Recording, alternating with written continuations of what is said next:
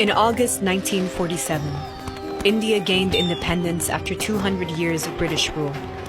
What followed was one of the largest and bloodiest forced migrations in history. An estimated 1 million people lost their lives.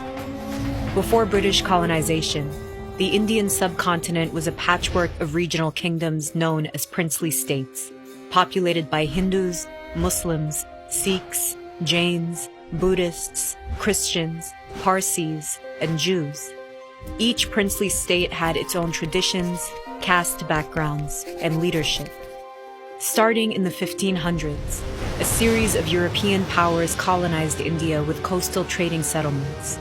By the mid-18th century, the English East India Company emerged as the primary colonial power in India.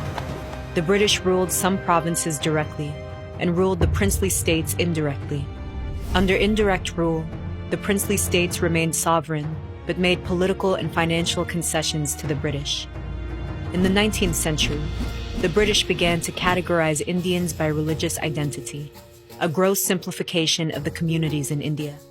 They counted Hindus as majorities, and all other religious communities as distinct minorities, with Muslims being the largest minority. Sikhs were considered part of the Hindu community by everyone but themselves. In elections, people could only vote for candidates of their own religious identification. These practices exaggerated differences, sowing distrust between communities that had previously coexisted. The 20th century began with decades of anti-colonial movements, where Indians fought for independence from Britain.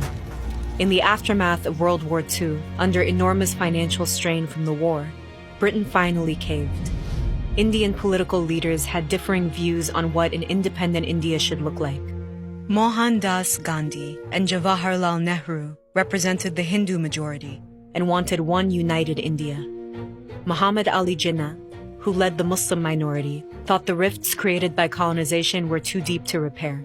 Jinnah argued for a two-nation division where Muslims would have a homeland called Pakistan. Following riots in 1946 and 1947, the British expedited their retreat, planning Indian independence behind closed doors.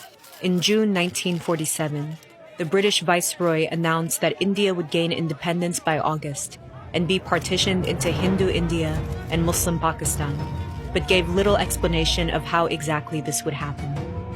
Using outdated maps, inaccurate census numbers, and minimal knowledge of the land, in a mere 5 weeks the Boundary Committee drew a border, dividing 3 provinces under direct British rule: Bengal, Punjab, and Assam. The border took into account where Hindus and Muslims were majorities, but also factors like location and population percentages. So if a Hindu majority area bordered another Hindu majority area, it would be included in India. But if a Hindu majority area bordered Muslim majority areas, it might become part of Pakistan.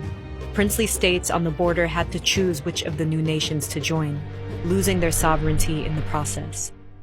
While the Boundary Committee worked on the new map, Hindus and Muslims began moving to areas where they thought they'd be a part of the religious majority, but they couldn't be sure.